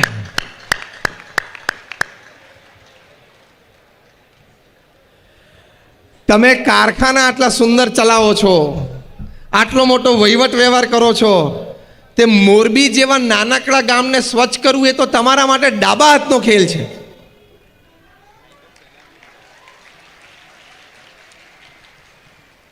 હું તમને ત્યાં સુધી કહું કે બોલો, તમારા કારખાનામાં જેટલા કારીગરો કામ કરે છે ને, કર્મચારીઓ જેટલા છે કે જેટલા મજૂરો છે, એ બધાને તમે ખાલી 1 અઠવાડિયા સુધી 1 કલાક દિવસમાં ઓછું કામ આપીને 1 કલાક માટે એ લોકોને સ્વચ્છતામાં વળગાડી દો તો 1 જ અઠવાડિયામાં મોરબી સ્વચ્છ થઈ જાય એમ છે. તમને રહેવાની મજા આવે, સવારના પહોરમાં મોર્નિંગ વોકમાં તમને મજા આવે, તમે આમ ગાડી લઈને નીકળ્યા હોય તો તમને આનંદ થાય કે આપણું શહેર કેટલું સ્વચ્છ અને સુઘડ છે. જેટલા કારખાનાવાળા અહીંયા બેઠા છે ને, બધાના વિનંતી, હું તમને આ પ્રોજેક્ટ આપું છું કે હવે આવતા દિવસથી, કાલથી કે પરમ દિવસથી જ્યારથી શરૂ કરો, ખાલી 1 કલાક કામ સાંજે વહેલું બંધ કરવાનું. 1 કલાક. અને બધા જ તમારા કર્મચારીઓ, તમારા મજૂરો જે હોય, અને તમે પણ, પ્રધાનમંત્રી શ્રી એ પોતે આ કક્ષાએથી ઝાડુ લઈને ઝાડુ વાળી શકતા હોય તો આપણે તો નાગરિક છીએ ને, આપણે તો કરવું જોઈએ કે નહીં? તમે પણ જોડાજો. હું માનું છું ત્યાં સુધી 1 અઠવાડિયામાં મોરબી સ્વચ્છ થઈ જાય. થાય કે ના થાય? જરા આમ જોરથી બોલો તો. મારું મોરબી સ્વચ્છ મોરબી, મારું મોરબી સ્વચ્છ મોરબી. તો આ તમને આવતા અઠવાડિયા માટેનો પ્રોજેક્ટ છે. તો આપણે આ વાત સમજતા હતા કે આવી સેવાની ભાવના અને આવા સંસ્કારથી તમે તમારું જીવન છે જીવંત બનાવી શકો છો. તો આજે મેં તમને હેલ્થ હાઇજીન હોબી કીધી, એમાં હાઇજીનની આ વાત કરી. તો 8+8+8ની સિસ્ટમમાં હું બહુ ડિટેલમાં નથી જતો. મેં તમને શબ્દ નામાભીકરણ આપી દીધું, એમાંથી 1-2ની ડિટેલમાં વાત કરી, બાકીની તમે સમજી શકો છો. અને છેલ્લી મોટી વાત અને 5મો મોટો વિચાર એ તમારા ભગવાન પ્રત્યેની શ્રદ્ધા અને ભગવાન પ્રત્યેની ભક્તિ છે. તમે એમ ન માનતા કે અમે સંત છીએ આ વાત કરીએ છીએ. As I tell you, I am a man of science અને મેન ઓફ સ્પિરિચ્યુઆલિટી. હું વિજ્ઞાનથી પણ વાત કરીશ અને અધ્યાત્મની વાત કરીશ. તમે બેઠા છો, તમારામાંથી નાસ્તિકમાં નાસ્તિક પાસે જે નાસ્તિકપણાનો પ્રશ્ન હોય ને મારી પાસે લાવજો. હું તમને 15 મિનિટમાં વૈજ્ઞાનિક દ્રષ્ટિકોણથી તમને લોજિકલી સાબિત કરીશ કે વિજ્ઞાને આજે અધ્યાત્મની કેટલી સાબિતી આપી છે. ઇન્ટરનેશનલ કોન્ફરન્સીસમાં 50,000થી પણ વધારે research papers, survey papers by man of science, વૈજ્ઞાનિકો દ્વારા પ્રસ્તુત થયા છે, જેમાં ભગવાન પ્રત્યેની શ્રદ્ધા, ભગવાન પ્રત્યેની ભક્તિ, ભગવાનનું કંઈક નામ સ્મરણ, મંદિરે દર્શન, સંત સમાગમ, સત્શાસ્ત્રોનો અભ્યાસ, એવા કોઈક પ્રકારે તમે ભગવાન સાથેનો સંબંધ હશે, તમને ફિઝિકલ, મેન્ટલ, ઇમોશનલ, મોરલ કેટલો બધો લાભ થાય છે. આપણા સત્શાસ્ત્રોમાં જે વાતો લખી છે ને બધી વિજ્ઞાને સાબિત કરી છે.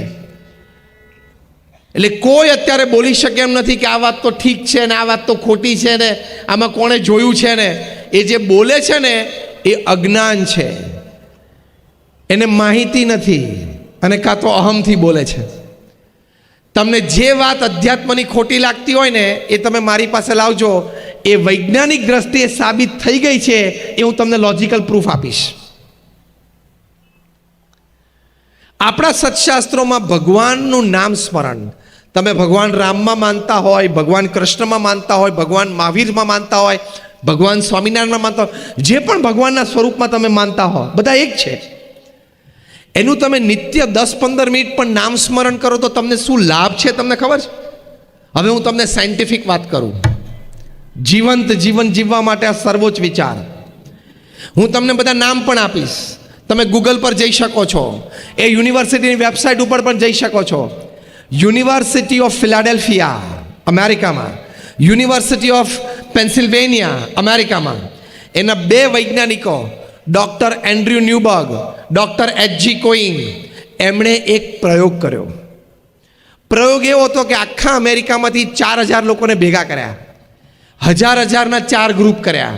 પહેલું ગ્રુપ હતું 4 થી 12 વર્ષના બાળકો, બીજું ગ્રુપ હતું 12 થી 22 વર્ષના તરુણો અને યુવાનો, ત્રીજું ગ્રુપ હતું 22 થી 60ના બધી ઉંમરના, જે બૌદ્ધ આપણે જે બેઠા છે 22 થી 60ની ઉંમરના, ચોથું ગ્રુપ હતું 60 to 80, 60 થી 80ના, એટલે કે રિટાયર્ડ અને વૃદ્ધ લોકો. આ 4 ગ્રુપ એમણે 1,000-1,000ના બનાવ્યા. પછી સાયકોન્યુરો સોફ્ટવેર્સથી એમના માઇન્ડ મેપિંગ અને MRIs થયા, એટલે એમના વિચાર અને એમના મૂડ્સ પ્રમાણે એમના બોડીમાં હાર્મોન સિક્રિશન્સ ચેક કરવામાં આવ્યા. પછી એ લોકોને કહ્યું કે તમે જે પણ ભગવાનમાં માનતા હોય ભગવાનનું તમે 12 મિનિટ નામ સ્મરણ કરો, આંખ બંધ કરીને એ ભગવાનની મૂર્તિનું તમે નામ સ્મરણ કરજો. એ પણ એ લોકોને કરાવ્યું, 3-4 વખત પ્રયોગ કરાવ્યો. પછી કહ્યું કે બધા ઘરે જાઓ. આ બધા કોઈ એક ધર્મના નહોતા, across caste, creed, colour, religion, nationality. 8 અઠવાડિયા સુધી તમારે રોજ આ પ્રયોગ કરવાનો, because you are subject of the experiment. 8 અઠવાડિયા સુધી રોજ 12 મિનિટ ભગવાનનું નામ સ્મરણ કરવાનું. 8 અઠવાડિયા પછી પાછા એ લોકોને ત્યાં યુનિવર્સિટીના કેમ્પસ ઉપર બોલાવ્યા, 1-2 વખત પ્રયોગ કરાવી. સાયકોન્યુરો સોફ્ટવેર વર્ઝન 2.0 થી ફરી વખત એ લોકોના માઇન્ડ મેપિંગ અને MRIs થયા, અને જે કન્ક્લુઝન રિપોર્ટ છે એ તમે ગૂગલ ઉપર વાંચી શકો છો. પહેલી વાત લખી કે જે 4 થી 12 વર્ષના બાળકો હતા એમને રોજ 12 મિનિટ પણ ભગવાનનું નામ સ્મરણ કર્યું તો એમના મેમરી પાવરમાં 25% વધારો જણાણો. એટલે ભગવાનના નામ સ્મરણની વાત આપણા મહાન સંતોને ઋષિમુનિઓ કહી છે, સાચી કે ખોટી? તમારા બાળકની યાદશક્તિ ઓછી પડતી હોય અને 60-65% સ્કૂલમાં આવતા હોય, ભગવાનનું નામ સ્મરણ તમે ચાલુ કરો, એની યાદશક્તિ વધે ને 80-90-95%ની રેન્જમાં આવી જાય તો તમારી માટે આનંદની વાત છે કે નહીં? તમારા પરિવાર માટે. જે 12 થી 22 વર્ષના તરુણો અને યુવાનો હતા એ લોકોએ 12 મિનિટ પણ ભગવાનનું નામ સ્મરણ શ્રદ્ધાથી કર્યું.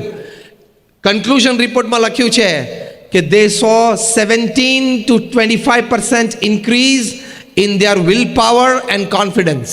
એટલે કે આત્મવિશ્વાસમાં 17 થી 25% વધારો જણાણો.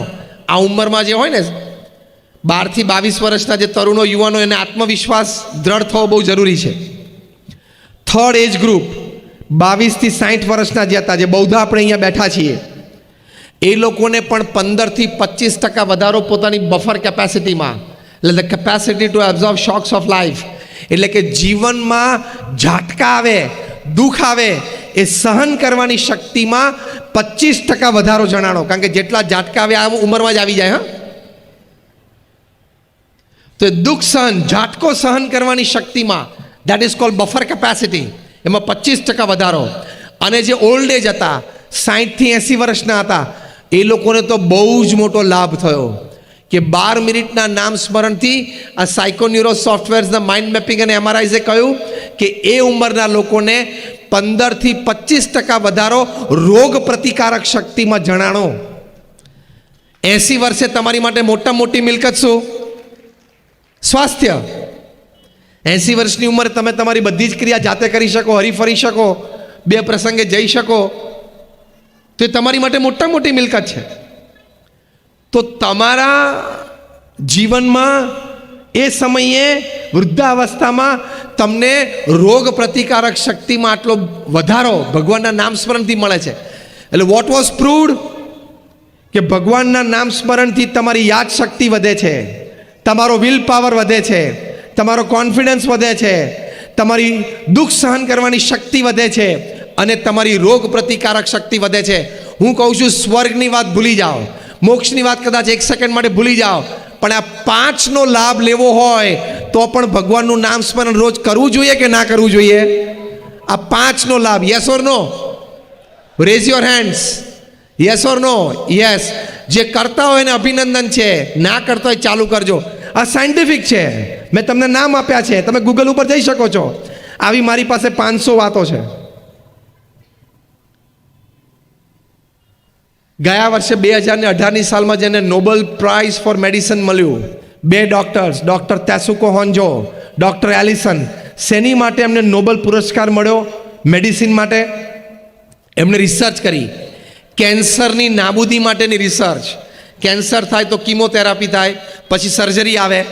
આ લોકોએ એવું સાબિત કર્યું કે જ્યારે તમે નિર્જળા ઉપવાસ કરો છો, એટલે કે પાણીનું ટીપું પણ લેતા નથી, એવા 20 કલાક તમે ગાળો, તમારા શરીર અત્યંત ભૂખ્યું થયું હોય, 3 ટંક જમવાનું તમે છોડ્યું હોય, એટલે કે તમે વ્રતમાં છો કે તમે ઉપવાસમાં છો, એ વખતે તમારું બોડી છે એ મેલેશિયસ, મેલિગ્નન્ટ સેલ્સ ખાય છે. એટલે કે જે કેન્સરની કોષો છે ને એને આ શરીર ખાઈ જાય છે. પછી એમણે વાત કરી કે આપણા શરીરનું જે સૈન્ય છે ને, WBC છે, વ્હાઇટ બ્લડ કાર્પસલ્સ, એમાં ટી સેલ્સ છે, આલ્ફાબેટિકલ ટી. એ સૌથી તાકાતવાર કોષો છે જે રોગના જર્મ્સ અને બેક્ટેરિયા સામે લડે છે. એમણે કહ્યું કે એક ટી સેલમાં તાકાત છે 1000 કેન્સર સેલને મારી નાખવા માટેની. પણ આપણી ખાવા પીવાની ખોટી આદતો, બર્ગર ને પીઝા ને ફાસ્ટ ફૂડ ને કોલ્ડ ડ્રિંક, એણે આ ટી સેલનો પાવર દાબી દીધો છે. આપણા ઉઠવા બેસવાની ખોટા સમય અને આદતો, રાત્રે 12-1 વાગ્યા સુધી જાગવાનું, સવારે 9 વાગે ઉઠવાનું, એ ખોટી આદતો, આ બધી આદતોએ આ WBCમાં જે ટી સેલ્સ છે ને એનો પાવર દબાવી દીધો છે. પણ પાછો એ પાવર તમારે જાગૃત કરવો છે, યસ ઓર નો? તો ડૉક્ટર તેસુકો હોન્જો, આ હું નામ સાથે બોલું છું, તમે ગૂગલ ઉપર જઈ શકો છો. અને ડૉક્ટર એલિસને કહ્યું કે વર્ષમાં 20 દિવસ પણ તમે 20 કલાકનો નિર્જળા ઉપવાસ કરો તો આ ટી સેલ્સ પોતાના પાવર ઉપર આવી જાય. એક ટી સેલ 1000 કેન્સર સેલને મારી શકે. તમને ક્યારેય કેન્સર ન થાય, કેન્સર થવાની લિસ્ટ શક્યતાઓ તમારા જીવનમાં આવી જાય. સાયન્ટિફિક. તો આપણા મહાન ઋષિમુનિએ આ તપની જે વાત કરી છે, સાચી કે ખોટી? મેં કહ્યું મારી પાસે આવી 500 વાતો છે, વિષય જુદો છે એટલે વધારે નથી જતો, પણ અધ્યાત્મની બધી વાતો સાચી છે, તમામ હકીકતો સાચી છે. તમારે જેમ જીવનમાં એક ફેમિલી ડૉક્ટર જોઈએ, એક બિઝનેસ ફ્રેન્ડ જોઈએ, એમ જીવનમાં એક સાચા સંત હોવા પણ ખૂબ જરૂરી છે, એક ગુરુ હોવા પણ ખૂબ જરૂરી છે. એ કેટલું મોટું કામ કરી શકે, તમારા જીવનમાં નૈતિકતા, પ્રામાણિકતા, સદ્ગુણો, સંસ્કારનું સિંચન કરી શકે, તમને શુદ્ધિ આપી શકે, શક્તિ આપી શકે કે તમે વ્યસનોથી દૂર રહી શકો. પ્રમુખ સ્વામી મહારાજે એમના પ્રયત્નથી, ના સંસ્થાના પ્રયત્નથી, તમને આશ્ચર્ય થશે કે BAPS સંસ્થાએ આજ સુધી 40 લાખ લોકોના વ્યસનો છોડાવ્યા છે. તમે કદાચ 1% લો એમાંથી, 40 લાખનો 1% એટલે કેટલા થયા? 40,000. 40,000 વ્યક્તિઓને કદાચ કેન્સર થવાનું હતું, એ આ બચ્યું છે. કેન્સર હોસ્પિટલ ઊભી કરવી એ પણ મોટું સમાજ સેવાનું કાર્ય છે, અને લોકોને વ્યસન મુક્ત કરવા એ પણ સમાજ સેવાનું મોટું કામ છે. બંને સાથે જોઈએ, યસ ઓર નો? પેલું છે ક્યુરેટિવ છે, આ છે પ્રિવેન્ટિવ છે. અને કહેવત તો એમ છે ને સમજણ તો એવી છે, prevention is better than cure. એને કેન્સર થાય ને પછી કેન્સરની હોસ્પિટલમાં તમે શ્રેષ્ઠીઓ ભેગા થઈને મોરબીમાં મોટી કેન્સર હોસ્પિટલ કરો, સમાજ સેવાના ધોરણે ચલાવો, એ પણ મોટું કામ છે. અને અમે સંતો ઘરે ઘરે ફરીએ છીએ ને એને વ્યસન મુક્ત કરીએ છીએ, એ પણ ઇક્વલી મોટું કામ છે. બંને કામ સરખા છે. તો પ્રિવેન્શનની સાઈડ બહુ જ મોટી છે. આપણી સંસ્થાઓ જે NGO કામ કરતી હોય, પ્રિવેન્શન સાઈડ ઉપર કામ કરતી હોય, મૂળમાં કામ કરતી હોય, તો આવા સંત છે એ જીવનમાં તમને બહુ જ મોટું કામ આપી શકે. એ બહુ જ મોટા સંસ્કારો આપી શકે. આ દિલ્હી અક્ષરધામ અમે બાંધ્યું, આજે વાતને 14.5 વર્ષ પૂરા થયા. અમારી એવરેજ આવી રોજના 17,000 લોકો, 17,000 footfalls per day, but thousands of people change their life for the better. હજારો લોકોના જીવનમાં કેવા પરિવર્તનો આવ્યા. ખૂબ પ્રસંગો છે. એક નાનો પ્રસંગ હું તમને કહું. 2006ની સાલનો एक सामान्य व्यक्ति है विजिटर्स बुक में लखेलू कि मैं हरियाणा के एक छोटे से गांव में से आता हूं, मेरा व्यवसाय यह है कि मैं घर घर जाके दूध बांटता हूं. हमारे गांव में कोई 70-80 घर है, हम 2-3 दूध वाले हैं. साइकिल में दूध के कैन लेके हम घर घर जाते हैं, सुबह शाम दूध बांटते हैं. मेरी उम्र 50 साल की है. मैं दिल्ली सिर्फ 2 दफा आया हूं. एक बार कोई हमारे गांव में बड़े घर में शादी थी तो मैं बारात में आया था, और दूसरी दफा अभी आया. लोगों ने कहा चलो अक्षरधाम देखने के लिए चलते, इसलिए मैं आज आया.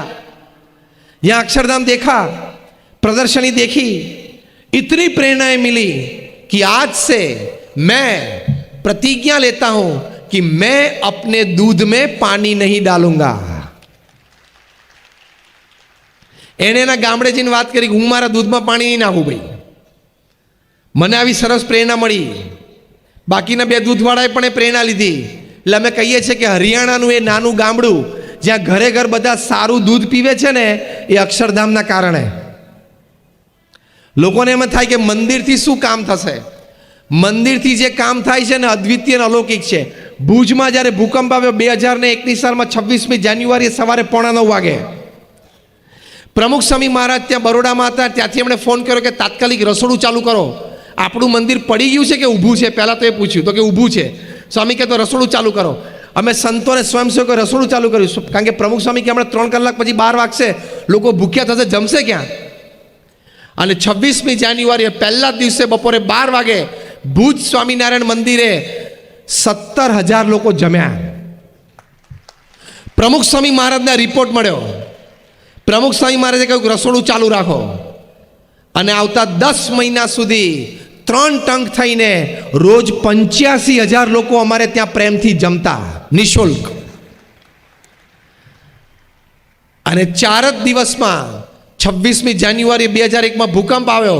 ચોથા જ દિવસે 30મી જાન્યુઆરીએ પ્રમુખ સ્વામી મહારાજે મુંબઈથી 800 ટનનું જહાજ મુન્દ્રા પોર્ટ ઉપર મૂકી દીધું. અને અમે લોકોએ 10 જ દિવસમાં 509 ગામોમાં આ રિલીફ કિટ પહોંચાડી. પછી જ્યારે પુનર્વસન શરૂ થયું, પ્રમુખ સ્વામી મહારાજે કહ્યું કે આપણે ગામો દત્તક રાખવા છે. BAPS સંસ્થાએ 9 ગામ દત્તક રાખ્યા અને 1500 ઘર બાંધી આપ્યા. આ હું 2001, 2, 3, 4ની વાત કરું છું.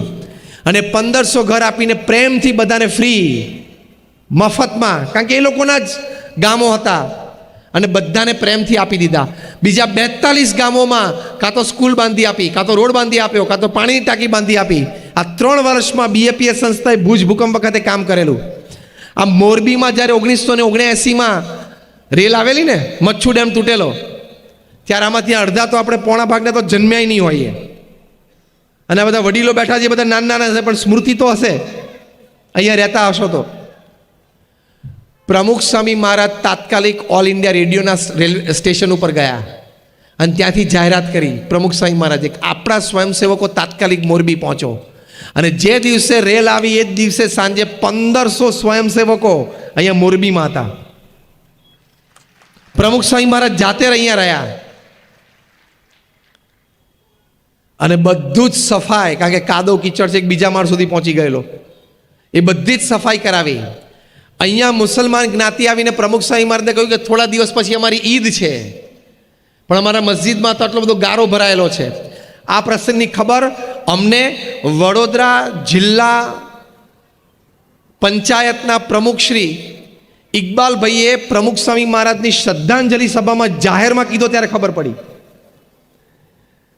કે અમે 5-7 અમે મુસલમાન યુવાનો પ્રમુખ સ્વામી મહારાજ પાસે ત્યાં મોરબીમાં ગયા કે અમારી મસ્જિદમાં અહીંયા ઘણો ગારો ભરાયેલો છે, અમે તો સાફ કરી નહીં શકીએ કારણ કે અમે ઓછા છીએ. પ્રમુખ સ્વામી મહારાજ જાતે મસ્જિદમાં ગયા. આ 1979ની વાત કરું છું. અને એસેસમેન્ટ કર્યું કે ભાઈ આમાં કેટલું માણસો સ્વયંસેવકો જોશે. રાત્રે સ્વયંસેવકોની ફાળવણી પ્રમુખ સ્વામી જાતે કરતા. અને 100 સ્વયંસેવકોને કહ્યું કે તમારે 3 દિવસમાં મસ્જિદ સંપૂર્ણ સફાઈ કરવાની. એ કરી અને ઈદ આવી ત્યારે મોરબી, વાંકાનેર, આજુબાજુના ગામોમાંથી 5000 મુસલમાન ભાઈઓ ભેગા થયેલા. પ્રમુખ સ્વામી મહારાજે બુંદીના લાડુ બનાવડાવ્યા અને બધા 5000 મુસલમાનોને પ્રેમથી પોતાના હાથે બુંદીના લાડુ જમાડેલા. એક સાચા સંત સમાજમાં કેવા પ્રસંગો ઊભા કરે, કેવું કામ કરી શકે, એ અનબિલીવેબલ છે. તો જીવનમાં આ પણ જરૂરી છે. દાદરાનગર હવેલીમાં પ્રમુખ સ્વામી મહારાજ 72 ગામડામાં ઝૂંપડે ફરેલા છે. આપણે તો હજી જુવાન અવસ્થાને શું કામ કરીએ છીએ. પ્રમુખ સ્વામીની ઉંમર 65, 70, 75 હતી ત્યારે રાત્રે 12 વાગ્યા સુધી આદિવાસીના ઝૂંપડામાં જતા અમે એમને નજરે જોયા છે. એને વ્યસન મુક્ત કરતા નજરે જોયા છે. સંત શું કામ કરે છે સમાજમાં. ઘણી વખત આપણે દૂર રહેતા હોઈએ અથવા ખોટી માન્યતાઓ લઈને ચાલતા હોઈએ અથવા આપણને સંતો શું કામ કરે છે એ આપણને અંદાજ ના હોય, અથવા તો 2-4 સંતનું ચારિત્ર કંઈક ખોટું જોઈ લીધું, 2-4 સંતોએ કંઈક સમાજમાં ખોટું કરી લીધું એટલે આપણે એવું સ્વીકારી લઈએ કે બધા સાધુ આવા જ છે. એવું નથી. BAPS સંસ્થામાં અમે 1100 સંતો છીએ. 750થી પણ વધારે સંતો graduate, post graduate, chartered accountant, doctors ને એન્જિનિયર્સ છે. એમાંથી 150થી પણ વધારે સંતો બોર્ન અમેરિકન અને બ્રિટિશ સિટીઝન છે. એમાંથી 50થી પણ વધારે સંતો Stanford, Harvard, Carnegie melon, Yale, Keylong, ઓક્સફર્ડમાં ભણેલા છે. અમારા ઘણા બધા સંતો $1.5 લાખ, $2 લાખ વાર્ષિક સેલરી છોડીને આવેલા છે. તમે એમ ના માનતા કે નહીં ફાવ્યું હોય, નહીં જામ્યું એટલે અહીંયા આવ્યા છે. બધું ફાવેલું જ હતું ને જામેલું જ હતું. આ તો પ્રમુખ સ્વામી મહારાજનું પવિત્ર જીવન ને નિસ્વાર્થ સમાજ સેવા એની માટે આવ્યા છીએ.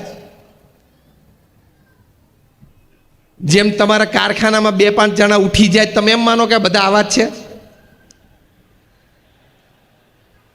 મને જવાબ આપો. ઉઠી તો જતા હશે ને, તમારે થતા જ હોય. 2-4 જણા દેવાળું ફૂંકી અને ગામને દગો દઈને ભાગી જાય એટલે તમે એમ માનો કે આ બધા ગામમાં એવા જ રહે છે. એવું માનો તો તમે મૂર્ખ થર્યા કે નહીં? તમારી આજુબાજુ તમારી વચ્ચે ઘણા માણસો છે 20, 25, 40 વર્ષથી ફર્સ્ટ ક્લાસ ધંધા કરે છે. હા કે ના? એમ 2-4 સાધુઓ કંઈક ખોટું કરે, 2-4 સાધુઓ જેલમાં જાય તમારે એવું નહીં માનવાનું બધા આવા હશે. તો એ તમારી ભૂલ છે. તમે કોઈ ક્લાસરૂમમાં જાઓ, પેલા વિદ્યાર્થીને પૂછો કેટલા ટકા, તો કે 3માં ફેલ. બીજાને પૂછો કેટલા ટકા, 45. ત્રીજાને પૂછો કેટલા ટકા, તો કે 42. તમારે એવું નહીં માનેલું કે આ ક્લાસમાં 60 બેઠા બધા ડફોડ છે. એ જ ક્લાસમાં બેઠેલા 2 વિદ્યાર્થીઓ 95% વાળા છે, 5 વિદ્યાર્થીઓ 90% વાળા છે. એટલે સંત છે એ સમાજમાં આવી સમાજ સેવાઓ પણ કરી શકે. ભુજની મેં વાત કરી, આટલા બધા સંસ્કારી યુવાનો પણ તૈયાર કરી શકે. તમે અમેરિકાની ધરતી ઉપર જાઓ અને BAPS સંસ્થાના અમારા કન્વેન્શન થાય, 10,000 યુવાનો બેઠા હોય. એ 10,000 યુવાનમાંથી એક પણ યુવાન સિગરેટ ના પીતો હોય, એક પણ યુવાન ડ્રિંક ના લેતો હોય. નાના બાળકો ચ્યુઇંગમ ખાય તો પણ ઇન્ગ્રેડિયન્ટ ચેક કરે કે આમાં એક છે તો મારાથી ના ખવાય, કારણ કે મને પ્રમુખ સ્વામીએ ના પાડી છે. શું સંસ્કાર! અમેરિકાની ધરતી ઉપર જન્મેલા છોકરાઓને આ સંસ્કાર આપવા એટલે ડૉક્ટરોની કોઈ ખામી નથી સમાજમાં, એન્જિનિયરોની કોઈ ખામી નથી, ચાર્ટર્ડ એકાઉન્ટન્ટની કોઈ ખામી નથી. બધા ઢગલાબંધ છે, કારણ કે 6માંથી 15% તો નોકરી નથી. એટલે એ તો બધા બહુ છે. આપણે સારા એન્જિનિયર, સારા ચાર્ટર્ડ એકાઉન્ટન્ટ, સારા ડૉક્ટરની સમાજમાં જરૂર છે. That is more important. તો એ તમને આવી સંસ્થાઓ, આવા મંદિરો આપશે, આવા સંતો આપશે. એક કપલ ડિવોર્સ નક્કી થયેલા, દિલ્હીની વાત કરું છું. બંનેના લોયરે કીધું કે ભાઈ તમે સાઇન કરો કે તમને મ્યુચ્યુઅલ એગ્રીમેન્ટથી આપી દઈએ. બંને સહમત હતા, બંને પ્રોફેશનલ હતા, એકબીજા પાસે કોઈ પૈસાની અપેક્ષા હતી નહીં. પતિએ પત્નીને ફોન કર્યો કે ચલો હવે આપણે પરમ દિવસે ડિવોર્સ ઓફિશિયલી લઈએ છીએ, છૂટા પડીએ છીએ, ચલો છેલ્લી એકવાર મૂવી જોઈ આવીએ. પત્નીએ કીધું મૂવી નથી જોવું, આપણે અક્ષરધામ જઈએ. દિલ્હી અક્ષરધામમાં આવ્યા. આ તો એ લોકોએ ઘટના લખીને અમને આપી એટલે અમને ખબર પડી. અને ત્યાં પ્રદર્શનો જોયા, ત્યાં રામાયણનો સ્પોટ જોયો કે રામને આજ્ઞા થઈ તમે વનમાં જાઓ. સીતાજીએ કીધું કે હું સાથે જઈશ. ત્યારે બધાએ કહ્યું તમારે જવાની જરૂર નથી. સીતાજીએ કહ્યું કે હું અર્ધાંગની છું, મારા પતિ અહીંયા મહેલમાં રહે અને રાજા તો હું રાણી, મારા પતિ જંગલમાં જાય તો હું જંગલમાં જઈશ. આ દ્રશ્ય જોયું, અમારા સ્પોટ ગાઈડ એનું વર્ણન કર્યું અને પતિ પત્ની બંનેને અંતરદ્રષ્ટિ થઈ, વિચાર આવ્યો. અને વિચાર આવ્યો એટલે પછી બંનેના આંખમાં આંસુ આવી ગયા. અમારા સ્પોટ બોયે કીધું કે કેન આઈ હેલ્પ યુ, તમને કંઈ મદદ કરી શકું? તો કે ના, લીવ અસ અલોન, અમને એકલા છોડી દો. બંને બહાર જઈને બેઠા અને બંને એકબીજાને કહ્યું કે આપણે ફરી વખત આપણા મેરેજને એક ચાન્સ આપીએ. પેલી બાઈને એમ થયું કે સીતાજીના વંશજમાં હું આવું છું, પેલા ભાઈને એમ થયું કે રામના વંશજમાં હું આવું છું, મારે આવા વિચારો અને આવા પવિત્ર જીવન જીવવા જોઈએ. બંનેને પોતપોતાની ભૂલ સમજાણી, અંતરદ્રષ્ટિ થઈ અને દે સ્ટાર્ટેડ લિવિંગ ટુગેધર. પ્રયોગ ખાતર બંને સાથે રાખ્યા. એકવાર આપણે ટ્રાય કરીએ. આ 2006ની વાત, આજે 2020માં they are a happy family, એક સુખી પરિવાર છે. એટલે તમારે એમ નહીં સમજો રામાયણ ને મહાભારત બધા આટલા જૂના છે ને આજના જમાના રેલેવન્ટ નથી. It has the power. તમે જેટલા અહીંયા બેઠા છો ને બધાનું એક ચેલેન્જ અને ગેરંટી આપું. તમારા જીવનનો કોઈ પણ પ્રસંગ તમે લઈ લો, રાત્રે ઘરે જઈને ઉપાડજો, એ પ્રસંગ રામાયણ કે મહાભારતમાં ક્યાંક બન્યો જ હશે, તમે જોજો. એટલી વિશાળતા છે. સીધું જ તમને સોશિયલ કાઉન્સેલિંગ મળશે. માટે અનાદર ન રાખો. ધર્મમાં સમજણ ના પડતી હોય તો કેવું કે મને સમજણ નથી પડતી, મને પૂરું જ્ઞાન નથી, મેં આ પુસ્તકો વાંચેલા નથી. પણ દોડડાયા થઈને તમાકુની પિચકારી મારી મંદિરની જરૂર જ નથી એવું ના બોલવું. એવું દોડડા પણ હું ના કરું. પાનની પિચકારી ગમે ત્યાં મારી સ્વચ્છ ભારત બગડવાને મંદિરની કંઈ જરૂર જ નથી. પણ તું મંદિરમાં આવ્યો છું, તે જોયું છે ત્યાં શું કામ થાય છે, ત્યાં સંતો રહે છે, શું કામ કરે છે ખબર છે? તો એ આટલું મોટું કામ આપી શકે છે. તમારા વ્યવસાયની દ્રષ્ટિએ ચલો એક છેલ્લી વાત કરી દઉં. મને એક જણાએ પૂછ્યું કે મંદિરની સમાજમાં શું જરૂર છે? મને એક લીટીમાં જવાબ આપો. એક લીટીમાં જવાબ આપો કે મંદિરની સમાજમાં જરૂર શું છે. મેં કહું તારી ભાષામાં તને જવાબ આપું. બસ તું કારખાનાવાળો છું ને, એટલે હું તને તારી ભાષામાં જવાબ આપું. મેં કીધું એક લીટીમાં જવાબ એ છે, mandirs are the biggest employment generator industry of the country. સૌથી વધારે વ્યવસાય ઊભો કરે છે મંદિર. ખબર તમને? તમારા કારખાના નહીં. ભારતમાં 35 લાખ મંદિરો છે. એક મંદિર એવરેજ 10 જણાને કામ આપે એવું તમે સમજી લો. કારણ કે બહાર બેસીને કંકુ વેચતો હોય ને એને એમ્પ્લોયમેન્ટ મળે છે,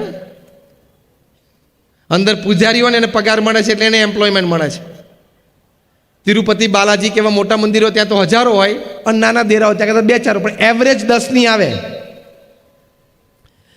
35 લાખ મંદિરો છે, એવરેજ 10, એટલે 3.5 કરોડ લોકોને રોજીરોટી મંદિરો પૂરી પાડે છે. તમારા ભારતની કોઈ પણ એક ઇન્ડસ્ટ્રી લો, તમારી સિરામિક લઈ લો, તમારી વોલ ક્લોક લઈ લો, કોઈ એક ઇન્ડસ્ટ્રી 3.5 કરોડ લોકોને એમ્પ્લોયમેન્ટ નહીં આપતી હોય. Yes or no? Reliance Industries Limited ભારતની સૌથી મોટી ઇન્ડસ્ટ્રી. RILનું ટોટલ એમ્પ્લોયમેન્ટ 3 લાખનું છે. આવું 3.5 કરોડ લોકો મંદિરના લીધેની આજીવિકા ચાલે છે. જે બહાર બેસીને કંકુન અગરબત્તી વેચે છે ને, એ મંદિર ના હોય ને કંકુન અગરબત્તી ન વેચે તો એની પાસે બીજી કોઈ જ કળા નથી કે એ પોતાનું રોજીરોટી કમાઈ શકે. બિગેસ્ટ એમ્પ્લોયમેન્ટ જનરેટર 3.5 લોકોની, આ તો 3.5 કરોડ લોકો નોકરી કરે છે ત્યાં, એટલે કે કમાય છે. એની ઉપર 2-3 જણા આધારિત હોય પરિવારના. હા કે ના? પરિવારમાં એક જણો કમાતો અને 2 જણા પત્ની અને હાઉસવાઈફ હોય, એક દીકરો હોય નાનો ભણતો હોય. ખાલી તમે 3 ગણો, 3.5 મલ્ટીપ્લાય બાય 3 કેટલું થયું? 10.5 કરોડ લોકો ભારતમાં મંદિરના લીધે મોઢામાં અન્ન મૂકે છે. એટલે હવે મને ના કહેતા કે મંદિરની શું જરૂર છે. જેટલી તમારા કારખાનાની જરૂર છે ને એટલી મંદિરોની પણ જરૂર છે. બીજી બધી વાતો હું નથી કરતો, ખાલી વ્યવસાયની જ વાત કરું છું. Only employment. એટલે આવો મનમાં પ્રશ્ન ન આવવા દેવો. આ પણ મોટું કામ છે, પેલું પણ મોટું કામ છે. જય આવો. તો આ પણ મોટું કામ છે ને આ પણ મોટું કામ છે. એ મંદિર મોરબીમાં પ્રમુખ સ્વામી મહારાજે બહુ જ મોટું મંદિર બાંધવાનો સંકલ્પ કરેલો. હમણાં મહંત સ્વામી મહારાજ પણ પધારેલા, એમણે પણ ખાતમુહૂર્ત કર્યું છે. એટલે અહીંયા પણ મોટું અક્ષરધામ તુલ્ય એક મિની કેમ્પસ શરૂ થશે. અને અમારા હરીશમરણ સ્વામી બેઠા છે, ઊભા થાવ તો. આ અહીંયા 22 વર્ષથી અહીંયા મોરબીમાં ફરે છે, 22 યર્સ, અને એન્જિનિયર થયેલા છે. તમને એમ ના થાય કે અભણ છે. એ 22 વર્ષમાં એમણે સેંકડો લોકોને વ્યસનમુક્ત કર્યા છે. 22 વર્ષમાં સેંકડો વિદ્યાર્થીઓને ભણવાની પ્રેરણા આપીને એનો વિદ્યાભ્યાસ સુધાર્યો છે. સેંકડોને લોકોને આવા સંસ્કાર આપ્યા છે. એટલે મંદિર, what it gives to the society is immeasurable. It cannot be counted. એ ગણી નહીં શકાય, એ કોઈ માપદંડમાં નહીં આવે. એવું મોટું થાણું અહીંયા બને છે. તેની માટે બધા સાથ સહકાર આપજો. એની માટે જે પણ રીતે તમે તન મન ધનથી ભળી શકો ભળજો. એ તમારા જીવનમાં સંતોષનું કારણ બનશે. તમને આનંદ થશે મોટી ઉંમરે, વૃદ્ધાવસ્થામાં, કે આવું મોટું એક એકમ અહીંયા મોરબી શહેરને મળ્યું, એમાં હું નાનો સહભાગી થયો. એનો તમને જીવનમાં આનંદ આવશે. તો લાઈવ લિવિંગ એની ઉપર વાત કરી. જીવંત જીવન, જીવંત જીવન, લાઈવ લિવિંગ. એમાં મેં તમને 5 વિચારો આપ્યા. પહેલો વિચાર, નીતિમત્તા અને પ્રામાણિકતા સાથે જીવનમાં હંમેશા જીવવું. બીજો વિચાર, હંમેશા પરિશ્રમી થવું, પુરુષાર્થી થવું. ત્રીજો વિચાર, વર્ક લાઈફ બેલેન્સ, કામ પણ મોટું કરવું અને પરિવાર માટે પણ સમય આપવો. કારણ કે હાર્વર્ડ યુનિવર્સિટીએ સર્વેમાં કહ્યું, the greatest Joy upon this earth is spending your quality and quantity time with your near and dear ones whom you love and respect, who loves and respect you. કે પૃથ્વી પર સૌથી મોટો આનંદ શું છે? કે જે પરિવારજનો માટે તમને પ્રેમ અને આદર છે, એમને સમય આપવો, આદર આપવો, એની સાથે બેસવું અને એ પ્રેમ અને આદર મેળવવો, એ દુનિયામાં સૌથી મોટો આનંદ છે. ત્રીજો વિચાર આ હતો. ચોથો વિચાર આ હતો કે પવિત્ર જીવન જીવવું, વ્યસન મુક્ત જીવન જીવવું અને નાની મોટી કોઈ સમાજ સેવા સંસ્થા સાથે ચોક્કસ જોડાવું. જે પણ આપણી શ્રદ્ધા હોય, જ્યાં પણ હોય, પણ ક્યાંક નાની મોટી સમાજ સેવા ચોક્કસ કરજો. અને 5મો વિચાર, ભગવાન પ્રત્યેની શ્રદ્ધા અને ભક્તિ રાખજો. એ મેં તમને સાયન્ટિફિકલી સમજાયું, લોજિકલી સમજાયું કે નામ સ્મરણથી કે આવી રીતે તમને સાયન્ટિફિક પણ શું લાભ છે, એ પણ પ્રયોગો થાય, મેં તમને સમજાયું. આ 5 વિચારો છે એ જીવંત જીવન છે. Then you have lived a human life, otherwise it is a dog life, donkey life and cat life. બાકી એ મનુષ્યનું જીવન નથી. તો આ વિચારો આપ સૌના હૃદયમાં સ્થિર થાય, આપના વર્તનમાં આવે અને આપ આપણું જીવન જીવી શકો, એવી આપ સૌ માટે આજે અમે પ્રાર્થના કરીએ છીએ. સૌનો આભાર. જય સ્વામિનારાયણ.